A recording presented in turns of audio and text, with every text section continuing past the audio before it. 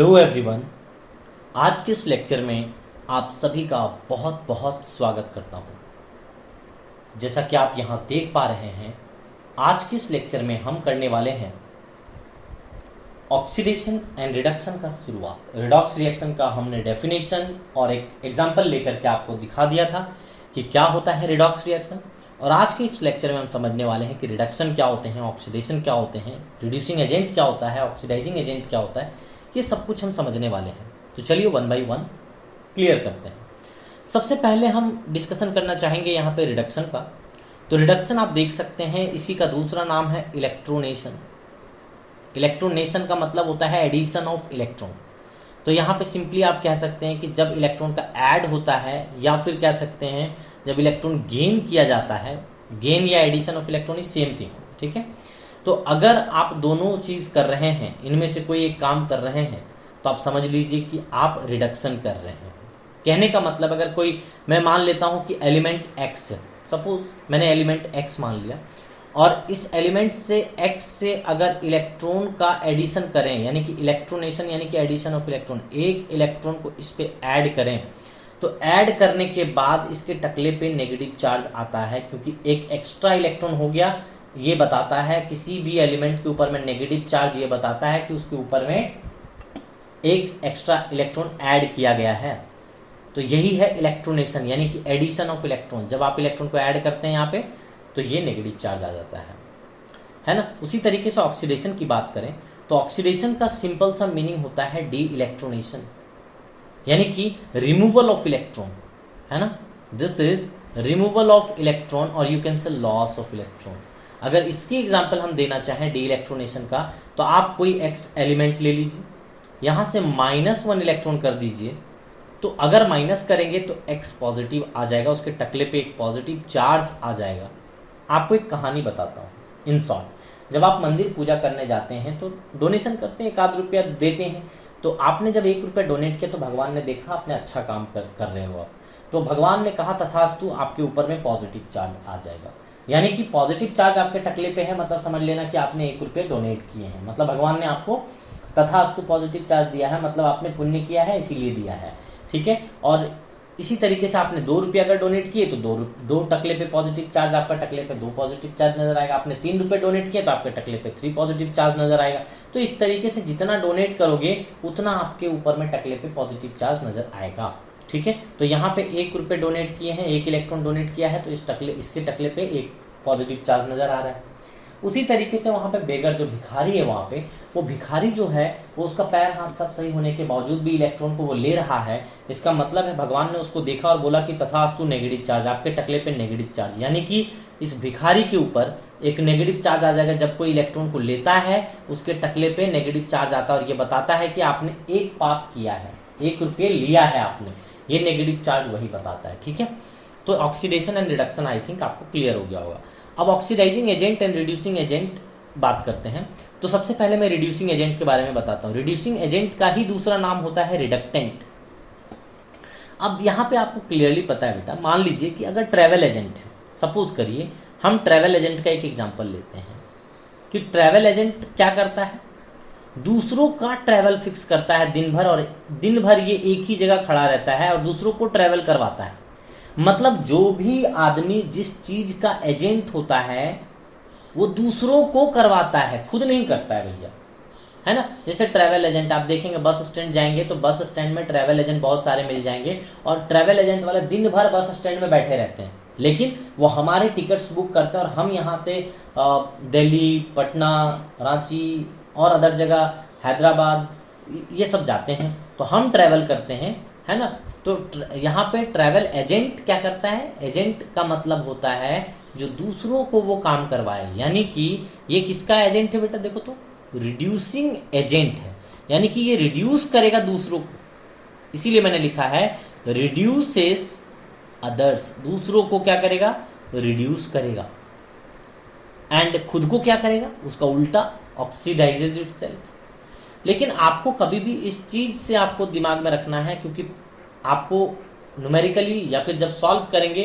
तो आपको ये पर्टिकुलर रिड्यूसिंग एजेंट में आपको ये वाला से क्वेश्चन का आंसर पाओगे आप, है ना। ऑक्सीडाइजेज इटसेल्फ, अपने आप को क्या करता है वो देखने वाला है, ठीक है, तो यहाँ पे ये कह सकते हैं हम। आप मान सकते हो यहाँ पे नेक्स्ट इसी तरीके से कि ऑक्सीडाइजिंग एजेंट है ना। बहुत सारे रिएक्शन में हम ऑक्सीडाइजिंग एजेंट, रिड्यूसिंग एजेंट पहचानेंगे, आपको बिल्कुल चिंता करने की जरूरत नहीं, जब हम प्रैक्टिकली देखेंगे तो आपको इजीली समझ में आ जाएगा।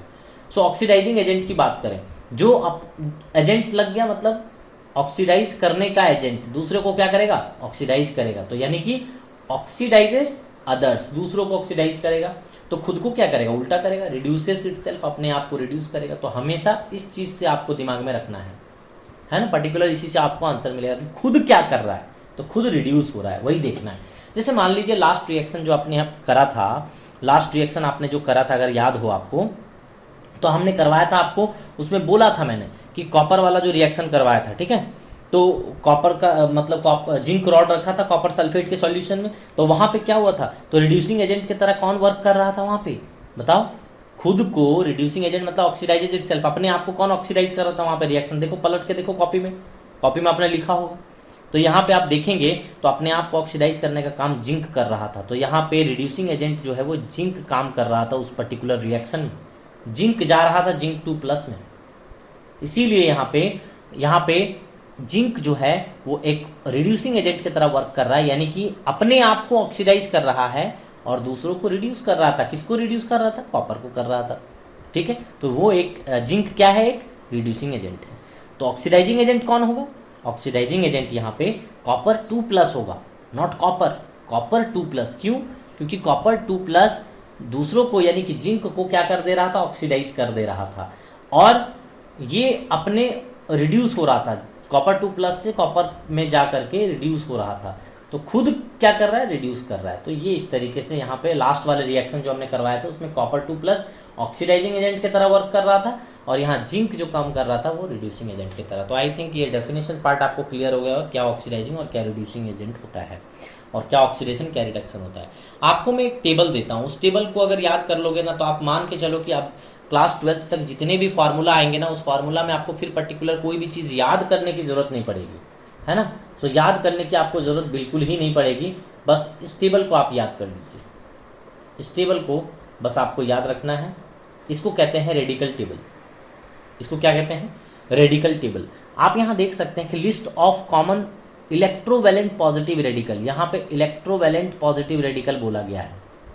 सो इलेक्ट्रोवैलेंट का मतलब क्या होता है, जिसमें पॉजिटिव चार्ज हो, जिसके टकले पे पॉजिटिव चार्ज होता है ना, तो इलेक्ट्रोवैलेंट पॉजिटिव चार्ज है। यहाँ पे देखिए हाइड्रोजन के ऊपर क्या होता है, पॉजिटिव चार्ज होता है, अमोनियम के ऊपर NH+, ये सब कुछ यूनी पॉजिटिव वाला है, मोनोवैलेंट इलेक्ट्रोपॉजिटिव, सब में एक एक पॉजिटिव वाला है। तो एक एक पॉजिटिव वाला सब याद कर लोगे, ये वाला बहुत इंपॉर्टेंट है, सब एक एक पॉजिटिव वाला है।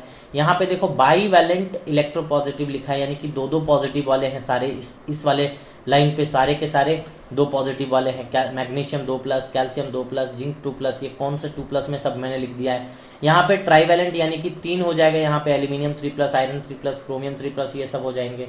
इसी तरीके से टेट्रावैलेंट यानी कि 4 पॉजिटिव SN4+, Pb4+, ऐसे करके आ जाएगा, ठीक है। तो ये सब चीज आपको दिमाग में रखना है। अगर ये आप याद रख लिए तो किसी भी तरह का कंपाउंड आपको क्लास 12 तक कोई फार्मूला बनाने के लिए बिल्कुल जरूरत नहीं पड़ेगा किसी भी चीज का। ये टेबल इतना इंपॉर्टेंट है कि एकदम आप मान के चलिए कि सांस है आपका केमिस्ट्री का, ये है ना, ऑक्सीजन है आपके लिए। तो ये जरूर याद कीजिए, इस टेबल को अपने स्टडी टेबल के फ्रंट में चिपका लीजिए इसको। आप देखिए नेगेटिव वाले बात कर लेते हैं थोड़ा सा, नेगेटिव रेडिकल की। तो नेगेटिव रेडिकल जो होता है ना, इसी नेगेटिव रेडिकल को बेटा हम एसिडिक रेडिकल भी कहते हैं, एसिडिक रेडिकल, और पॉजिटिव वाले को बेसिक रेडिकल कहते हैं, राइट। सो बेसिक रेडिकल और एसिडिक रेडिकल भी समझ में आ गया आपको। तो यहाँ पे देखिए इस पे नेगेटिव, एक नेगेटिव F-, तो ये मोनोवैलेंट इलेक्ट्रोनेगेटिव है ना, तो यानी कि सब में एक एक नेगेटिव है, सब में एक एक नेगेटिव है। यहाँ पे नेक्स्ट अगर हम बात करें तो आप बात कर सकते हैं, देखो sulphate, sulphide, sulphide, thiosulphate, zincate, oxide, peroxide, dichromate, है ना, कार्बोनेट। तो ये सब कुछ यहाँ पे आपको समझ में आ जाना चाहिए।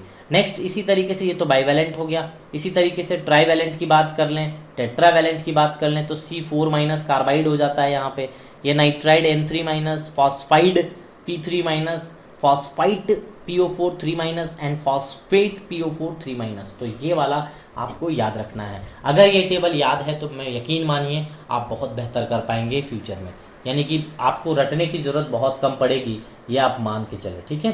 तो यहाँ पे इस चीज़ को आप दिमाग में जरूर रखें। अब आइए, चूंकि आपने अब वो टेबल देख लिया है, तो कैसे आप किसी का फार्मूला बना सकते हैं मैं बता देता हूँ आपको, है ना।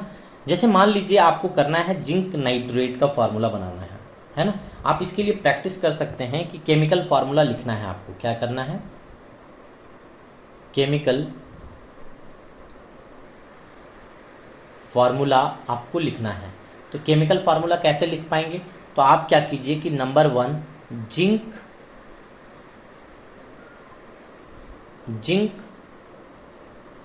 नाइट्रेट, ठीक है। तो यहाँ पे क्या हो जाएगा, जिंक नाइट्रेट को कैसे लिखोगे, Zn किस में रहता है 2+ में, आप टेबल में देखना, है ना। आप देख लो जिंक का आप दिखा देता हूँ मैं आपको, देखो बेटा जिंक किस में है, यहाँ पे जिंक देखो 2+ में है। और देखो नाइट्रेट किस में है, नाइट्रेट देखने की जरूरत है आपको। तो नाइट्रेट किस में है, तो नाइट्रेट NO3- होता है, ये देखो यहाँ पे नाइट्रेट, ठीक है। तो बस इसी के हेल्प से यहाँ पे पॉजिटिव और नेगेटिव वाले को देख करके आप बड़े इजी तरीके से बता सकते हो। तो ये NO3- हो गया। अब ये वाला सिर्फ मैग्नीट्यूड ट्रांसफर होता है, कोई चार्ज ट्रांसफर नहीं होता। तो यहाँ पे -1 है, तो ये सिर्फ 1 आएगा यहाँ पे, और ये वाला 2 सिर्फ जाएगा यहाँ पे, मतलब इसके जगह पे आएगा, ठीक है। तो ये बना लेगा यहाँ पे जिंक NO3 होल ट्वाइस, ऐसा बनेगा, जिंक नाइट्रेट बन जाएगा, ठीक है। इसी तरीके से आप माने तो कोई भी फार्मूला लिख सकते हैं, लाइक बेरियम सल्फेट।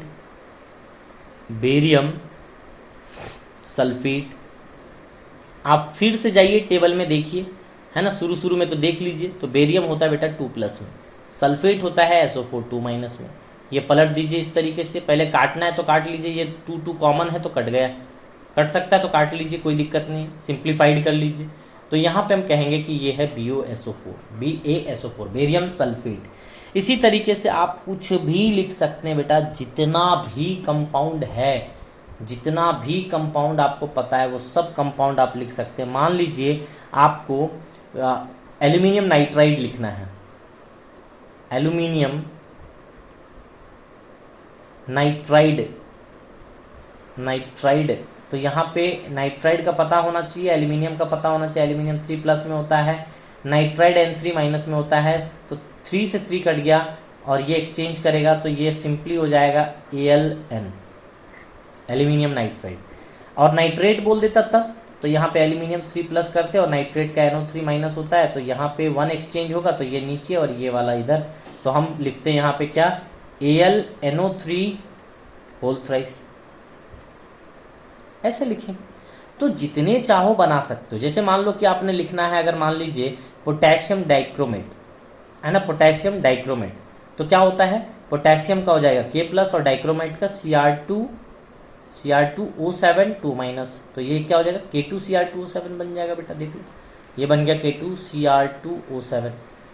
तो ये क्या हो गया, पोटेशियम डाइक्रोमेट हो गया। तो इस तरीके से आपको टेबल याद कर लोगे तो बड़े इजी तरीके से जितने भी फार्मूला चाहो आप बना सकते हैं। क्लियर है। अब आइए मैं ऑक्सीडेशन और रिडक्शन का आपको मेथड समझाऊं कि क्या होता है यहाँ पे, किस तरीके से पुराने ज़माने में और अभी के ज़माने में किस तरीके से हम थ्योरी को बोलते थे, राइट। तो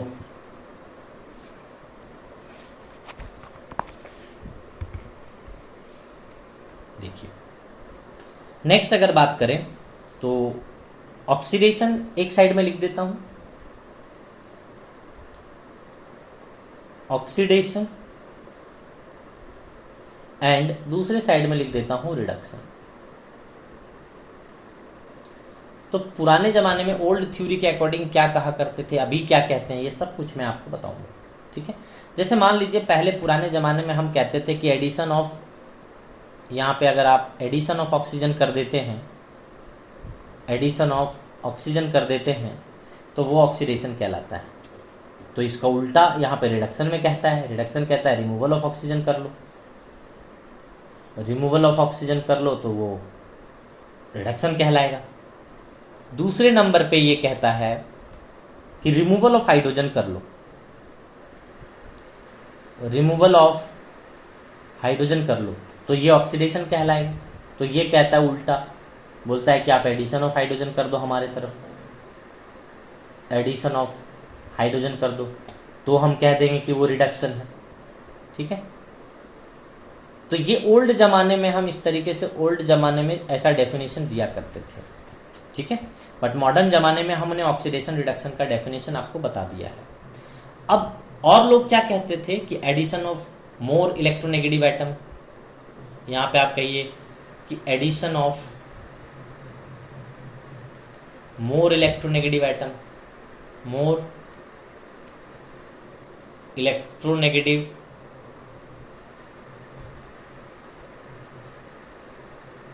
मोर इलेक्ट्रोनेगेटिव एटम। ठीक है, तो ये उल्टा कहता है, removal of more electronegative element है ना, मोर इलेक्ट्रोनेगेटिव एलिमेंट, EN से इलेक्ट्रोनेगेटिव होता है। ठीक है, एंड लास्ट वन आप कह सकते हैं इसका उल्टा कह दीजिए, यहाँ इलेक्ट्रोनेगेटिव था इलेक्ट्रोपॉजिटिव कर दीजिए, तो क्या बोलेंगे, removal of more electropositive element, removal of more electropositive element, more electropositive, more electropositive element, और साथ में यहाँ पे हम कह देते हैं क्या कि addition of more electropositive element, more electropositive element. तो ये कुछ डेफिनेशन है जिसे आप दिमाग में रख सकते हैं, जो कि पुराने थ्योरी के अकॉर्डिंग हुआ करता था। ओल्ड डेफिनेशन ऐसा कहते थे हम लोग, लेकिन अभी मॉडर्न में सिंपली ऑक्सीडेशन का मतलब बस इतना सा दिमाग में रखें कि removal of electron, and reduction का मतलब सिंपल सा दिमाग में रखें गेनिंग ऑफ इलेक्ट्रॉन। इतना से आपका काम चल जाता है, रिएक्शन में इसकी कोई ज़रूरत नहीं पड़ती, लेकिन फिर भी पुराने ज़माने में हम ऐसा कहते थे, इसीलिए मैंने आपको ये बता दिया। अब और तरीके से बताता हूँ कि कितने तरीके का रिएक्शन और होता है। तो आप ये मान के चलिए कि एक होता है डिसप्रोपोर्शनेशन रिएक्शन, डिस है ना, छोड़िए इसको मैं बाद में बताता हूँ यार।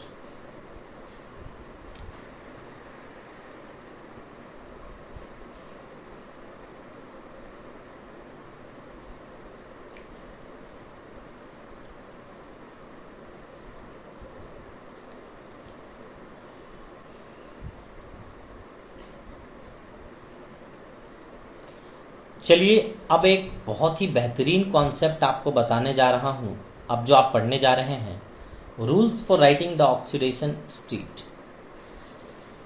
Rules for writing, rules for writing oxidation number. तो rules for writing oxidation number आपको बताने हैं कि क्या क्या ऑक्सीडेशन नंबर के लिए करना पड़ता है हमें, ये चीज़ आपको बताना है।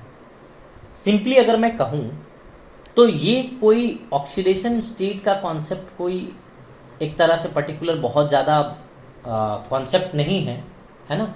तो हम कहते हैं it merely a concept introduce to balance the redox reaction. हम सिंपली बैलेंस करने के लिए, रिडॉक्स रिएक्शन को अगर बैलेंस करना नहीं होता तो हम ये चीज़ नहीं पढ़ते। तो बस बैलेंसिंग करने के लिए हमने एक उपाय निकाला, एक तरीका निकाला कि आप एक रिडॉक्स रिएक्शन ऑक्सीडेशन कैसे निकाल सकते हैं। किसी भी कंपाउंड में किसी एलिमेंट का ऑक्सीडेशन स्टेट निकालने के लिए क्या क्या करना पड़ता है, ये चीज़ आपको पता होना चाहिए। तो ऑक्सीडेशन स्टेट आपको पता होना चाहिए, ठीक है। तो कैसे करेंगे, तो रिडॉक्स रिएक्शन आपको यहाँ पे तभी आप डिटरमाइन कर पाएंगे, तभी आप किसी रिडॉक्स रिएक्शन को बैलेंस कर सकते हैं। तो ऑक्सीडेशन नंबर आपको पता होना चाहिए, ठीक है। तो चलिए मैं कैलकुलेट करना आपको सिखाता हूँ, बहुत आसान है, आपको मज़ा आएगा इसमें।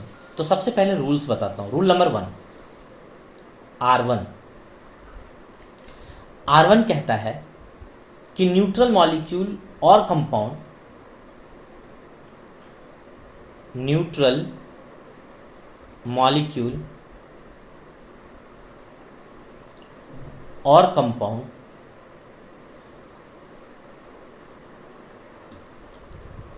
ठीक है। तो यहाँ पे अगर न्यूट्रल मॉलिक्यूल है या फिर न्यूट्रल कंपाउंड है तो उसके लिए क्या करेंगे, तो sum of oxidation state for the elements और atoms in it will be zero. Okay, जैसे मान लीजिए यहाँ पे आपको लिख देता हूँ sum of, this is very very important actually, sum of oxidation state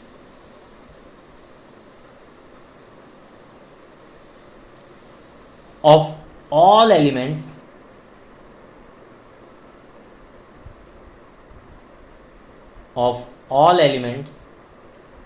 or atoms in it will be zero,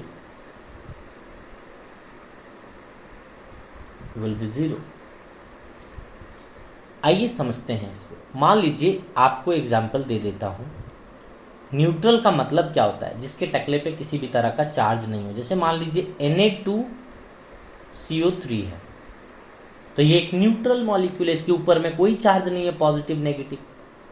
ये भी क्या है, एक न्यूट्रल मॉलिक्यूल है H2S, है ना। CH3PO4 2- ये क्या है, एक न्यूट्रल मॉलिक्यूल है। KNO3 क्या है, एक न्यूट्रल मॉलिक्यूल है, जिसके टकले पे कोई पॉजिटिव चार्ज नहीं हो उसको न्यूट्रल मॉलिक्यूल कहते हैं, ठीक है। तो आयंस किसको कहते हैं, तो आयंस आप समझ सकते हैं कि आयन जो होता है कुछ इस तरीके से, जैसे मान लीजिए कि NO3- है, ये एक आयन हो गया, एनायन हो गया, है ना। इसी तरीके से पॉजिटिव भी हो सकता है, एनायन केटायन दोनों हो सकता है ना। आयन का मतलब क्या हो गया, एनायन और केटायन। तो यहाँ पे हो सकता है कि NH4+ हो सकता है सल्फेट हो, SO4 2- हो। तो देख लीजिए सबके टकले पे यहाँ पे चार्ज है, तो ये न्यूट्रल नहीं कह सकते इसको, है ना। तो इस तरीके से ये चार्ज वाला हो गया, ये एक्चुअली चार्ज हो गया और वो न्यूट्रल मॉलिक्यूल हो गया। ये आयंस हो गया, वो न्यूट्रल मॉलिक्यूल और न्यूट्रल कंपाउंड हो गया, ठीक है। तो यहाँ पे अगर जब भी हम देखते हैं तो इनका पूरा ऑक्सीडेशन स्टेट हर एक एलिमेंट का निकालना है, तो हर एक एलिमेंट का ऑक्सीडेशन स्टेट को सम करेंगे और इज इक्वल टू 0 लिखना है आपको यहाँ पे, इसमें इज इक्वल टू 0 इन सभी कंपाउंड्स में। लेकिन इन सभी कंपाउंड में जितना चार्ज होगा इज इक्वल टू उतना चार्ज आपको लिखना पड़ेगा। जिसके ऊपर में 2 नेगेटिव है तो इज इक्वल टू 2- लिखना पड़ेगा, जिसके ऊपर में +1 है तो आपको इज इक्वल टू +1 लिखना पड़ेगा सबको ऐड करने के बाद, ठीक है। तो इस तरीके से आपको लिखना है, आपको समझ में आ जाएगा, डोंट वरी। रूल नंबर 2 बताता है, सो रूल नंबर 2 कहता है कि जितने भी एल्कली मेटल है बेटा, है ना, सो एल्कली मेटल जो हमने आपको लिस्ट दे दिया है ऑलरेडी, है ना, जो टेबल दिया है उसी टेबल से आपको याद करना है। तो हाइड्रोजन, एल्कली मेटल तो हाइड्रोजन नहीं आता, ये lithium, sodium, potassium, rubidium, caesium, इसी तरीके से जाओगे तो सब में आ जाएगा बेटा +1 ऑक्सीडेशन स्टेट। इन सभी का ऑक्सीडेशन स्टेट कितना आ जाएगा, +1। ऐसा इसलिए होता है क्योंकि जब आप इन सभी से एक एक इलेक्ट्रॉन को निकाल लेंगे, है ना, जब सभी को इससे एक एक इलेक्ट्रॉन निकाल लेंगे तो आप नोबल गैस कॉन्फ़िगरेशन को एक्वायर कर लेंगे। बेटा अगर आपको ये डिफ़िकल्ट लग रहा है, थोड़ा समझने में दिक्कत हो रही है, तो मैं आपको सजेस्ट करूँगा कि आप एक बार जनरल केमिस्ट्री जो मैंने अब बना रखा है एक प्लेलिस्ट में जाइए, जनरल केमिस्ट्री चेक करिए, जनरल केमिस्ट्री के सारे लेक्चर्स देख जाइए, आपका केमिस्ट्री इतना बेहतर हो जाएगा, फिर किसी भी चीज़ को समझने में आपको बहुत आसानी होती है। तो वो चीज़ आपको ज़रूर समझ जाना चाहिए, क्योंकि वो मैंने ABCD समझ लीजिए, general chemistry is the ABCD of chemistry, तो वो कर लीजिए, तो आपको क्लियरली पता चल जाएगा कि जब आप इसकी इलेक्ट्रॉनिक कॉन्फ़िगरेशन लिखेंगे और सबसे एक एक इलेक्ट्रॉन निकाल देंगे तो अपने आप ये स्टेबल हो जाता है, इसीलिए ये +1 ऑक्सीडेशन स्टेट में ज़्यादा स्टेबल होता है, ठीक है। इसी तरीके से आप कहें कि अल्कलाइन अर्थ मेटल की बात करें, है ना, अल्कलाइन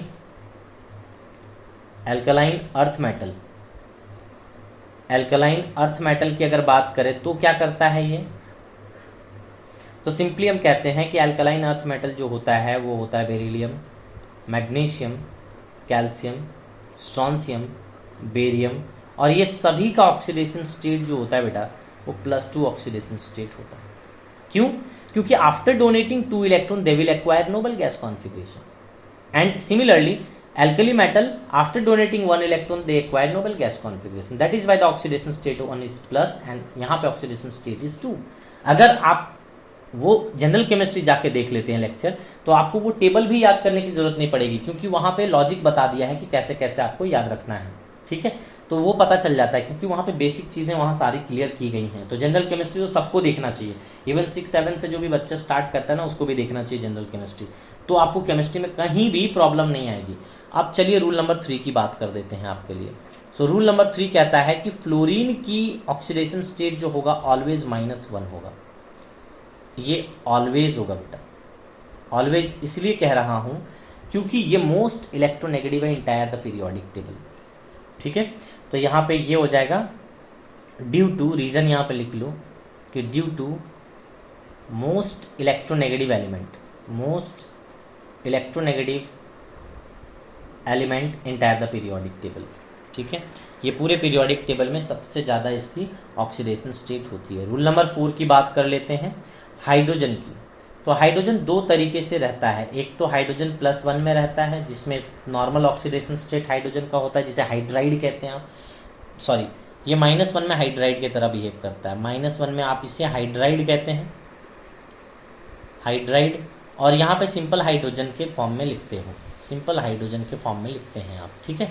तो यहाँ पे दो ही ऑक्सीडेशन स्टेट में ये मिलता है। जैसे फॉर एग्जांपल अगर हम बात करें H2O, यहाँ पे हाइड्रोजन की तरह यहाँ पे दिखेगा आपको, ठीक है। NaH में देख लो, यहाँ पे NaH, तो यहाँ पे ये -1 ऑक्सीडेशन स्टेट में हाइड्रोजन दिख जाएगा आपको, है ना। जैसे कैसे निकालते हैं, मान लीजिए हाइड्रोजन का निकालना है, तो जिसको निकालना है उसको X मानिए, ठीक है, X मान लिया। अब सोडियम का अभी पता चला आपको, एल्कली मेटल में सोडियम का +1 होता है, तो यहाँ पे लिख दीजिए +1 इज इक्वल टू क्या लिखेंगे 0, why because this compound is और this molecule is neutral because no charge over there, तो इज इक्वल टू 0 हो जाएगा। तो X की वैल्यू कितनी आ जाएगी -1, यानी कि हाइड्रोजन का ऑक्सीडेशन स्टेट कितना आ गया बेटा -1। इसी तरीके से अगर आप यहाँ पे हाइड्रोजन के लिए लिखेंगे, तो हाइड्रोजन के लिए यहाँ पे सिंपली यहाँ पे क्या करेंगे कि हाइड्रोजन को मान लेंगे 2x, क्योंकि 2 बार है हाइड्रोजन, यहाँ देखिए 2x, प्लस ऑक्सीजन के लिए क्या लेना है -2, इन जनरल -2 लेते हैं ऑक्सीजन के लिए, अभी मैं रूल बताऊंगा, रूल नंबर 5 में आएगा वो। -2 इज इक्वल टू क्या हो जाएगा बोलिए 0, तो x की वैल्यू क्या आ जाएगी 2/2 इज इक्वल टू +1, तो यहाँ पे हाइड्रोजन +1 में आ गया, हाइड्रोजन हो जाएगा। तो यहाँ पे है ना ऑक्सीजन, यहाँ पे बोल सकते हो कि वाटर है ये, 2 हाइड्रोजन है, और यहाँ पे सोडियम हाइड्राइड है ये। इसी तरीके से ढेर सारे कंपाउंड से आप लिख सकते हैं, लिथियम हाइड्राइड है, इसके जगह पे यहाँ पे बेरिलियम हाइड्राइड हो जाएगा, लिथियम हाइड्राइड हो जाएगा, ऐसे बहुत सारे एग्जाम्पल हैं, MgH2 हो जाएगा। तो एल्कली और एल्कलाइन अर्थ मेटल के साथ में हाइड्रोजन जब भी बनाएगा वो हाइड्राइड ही बनाता है, ठीक है, तो मेटल हो गया।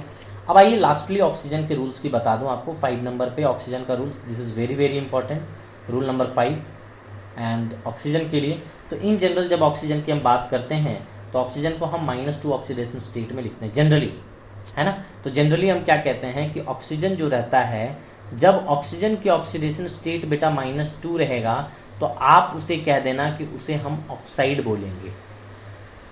और जनरली इन जनरल केस में जनरली आपको यही वाला देखने को मिलता है, ज़्यादातर केस में यही पुट करना होता है ऑक्सीजन को -2। जब ऑक्सीजन का ऑक्सीडेशन स्टेट मान लीजिए ऐसा लिखा हुआ है O2 2-, यानी कि ये कहना चाह रहे हैं कि 2 ऑक्सीजन लिखिए और 2 ऑक्सीजन में 2 माइनस है, यानी कि each oxygen contain 1- charge, each oxygen contain 1- charge. तो ये 1- अगर होगा तो ऑक्सीडेशन स्टेट क्या हो जाएगा -1, है ना, एक ऑक्सीजन के ऑक्सीडेशन स्टेट -1, और इस -1 को हम कहते हैं पैरोक्साइड, पैरोक्साइड। इसका एग्जाम्पल लिख सकते हैं आप H2O2। देखिए मैं निकालना चाहता हूँ यहाँ पे ऑक्सीजन की ऑक्सीडेशन स्टेट, हाइड्रोजन को क्या लेना है, ये हो गया 2x, हाइड्रोजन को यहाँ पे +1 ले लीजिए, तो कितना हो जाएगा +1 लेंगे तो 2 हो जाएगा, यानी कि 1 × 2 +1 आपने लिया is equal to 0 because this compound is neutral, no charge over there, ऊपर में कोई चार्ज नहीं है, तो 0 हो जाएगा। x की वैल्यू कितना आ जाएगा, ये उधर जाएगा -2 डिवाइडेड बाई 2, तो कितना हो जाएगा ये -1, यानी कि ऑक्सीजन की वैल्यू कितनी आ गई, देखो x माना था हमने ऑक्सीजन के लिए, तो कितनी वैल्यू आ गई x की, तो -1, तो -1 में क्या कहेंगे पैरोक्साइड, यानी कि इसका नाम क्या होगा हाइड्रोजन पैरोक्साइड। सो होपफुली आपको क्लियर होगा ये, ठीक है। इसी तरीके से आपको ऐसा क्वेश्चन दिया जा सकता है कि O2 माइनस, यहाँ पे O पे ऐसा कीजिए कि O2 कर दीजिए और -1 कर दीजिए, तो यहाँ पे क्या हो जाएगा बेटा, देखो ये हो जाएगा, 2 ऑक्सीजन बनाइए और दोनों पे ये माइनस चार्ज 1 है, तो यहाँ पे अगर दोनों पे बांट देंगे तो ये -½ इसमें आएगा और -½ इसमें आएगा। यानी कि किसी भी ऑक्सीजन में अगर -½ ऑक्सीडेशन स्टेट होता है ऐसा, तो आप समझ लेना कि वो सुपर ऑक्साइड में है, सुपर ऑक्साइड में है। जैसे किसी का भी एग्जांपल आप ले लीजिए, जैसे मान लीजिए कि आप ले लेते हैं कि एक होता है ना पोटेशियम का KO2, तो यहाँ पे आपको निकालना है ऑक्सीजन का, तो इसको क्या मानेंगे 2x, 2 बार है ऑक्सीजन तो 2x। यहाँ पे पोटेशियम का क्या मानते हैं +1, एल्कली मेटल को +1 लेते हैं तो +1 is equal to 0 because this compound is completely neutral, so we can take 0, है ना। तो क्या हो जाएगा, x की वैल्यू कितनी आ जाएगी, यहाँ पे -1/2 आ जाएगी। तो यानी कि यहाँ पे ऑक्सीजन कितना है, -½ में, इसको बोलेंगे potassium super oxide. So this is potassium super oxide, है ना। अब यहाँ पे ऑक्सीडेशन स्टेट ऑफ ऑक्सीजन 2 और अलग आते हैं, that is OF2 and O2F2। तो यहाँ पे कितना हो जाएगा ऑक्सीजन का, देखो इसको x मानो, फ्लोरीन ऑलवेज -1 होता है, -1 × 2 इज इक्वल टू 0, तो x की वैल्यू कितना आ जाएगी बता दो, x का वैल्यू कितना आ जाएगा बेटा, यहाँ पे +2 आ जाएगा, -1 ठीक है, +2 हो जाएगा। अब देखिए यहाँ पे कितना आ जाएगा, इसको मान लो 2x, इसको 2x मान लिया, और ये कितना आ जाएगा, -1 × 2 इज इक्वल टू 0, तो कितना हो जाएगा, x इज इक्वल टू 2/2, तो ये +1। तो देख लो बेटा टोटल ऑक्सीडेशन स्टेट मैंने कितने बता दिया आपको ऑक्सीजन के। सबसे पहला -2 ऑक्सीडेशन स्टेट, दूसरा ऑक्सीडेशन स्टेट क्या होता है -1 में, तीसरा ऑक्सीडेशन स्टेट -½ और ये दोनों जो है ना, ये इसी कंपाउंड में सिर्फ मिलता है, इसके अलावा कभी भी आपको ऑक्सीजन +2 में नहीं मिलेगा, इसके अलावा कहीं पे भी आपको +2 में नहीं मिलेगा ऑक्सीजन, और इसी तरीके से ऑक्सीजन कभी भी +1 में नहीं मिलेगा, बस यही उसका कंपाउंड है, यही कंपाउंड में यहाँ पे ऑक्सीजन +1 में पाया जाता है, और यही एक कंपाउंड है जहाँ पे ऑक्सीजन +2 पाया जाता है। इसके अलावा आपको कोई कंपाउंड वैसा नहीं मिल पाएगा जहाँ पे +2 और +1 आए। बाकी इन जनरल ज़्यादातर केस में आपको ये वाला फेस करने को मिलेगा, तो आप जनरली क्या करना, आप ब्लाइंडली -2 कर देना, आप -2 लिख देना, आप मेरे जिम्मे से लिख देना, है ना। जब दिक्कत होगी तो मैं संभाल लूँगा, आप अपने लेवल पे -2 लिखना, मैं सारे चीज़ अभी करवा दूंगा, ठीक है। तो अब हम नेक्स्ट क्लास में इस पे एप्लीकेशन करेंगे, जो रूल्स हमने बताए हैं इस रूल्स को अच्छे तरीके से देखिए, हम अगले क्लास में इसका एप्लीकेशन करेंगे, और एप्लीकेशन एकदम बेजोड़ होने वाला है, बहुत मज़ा आने वाला है। सो आज के लेक्चर में इतना ही, मिलते हैं अगले लेक्चर में, तब तक के लिए धन्यवाद।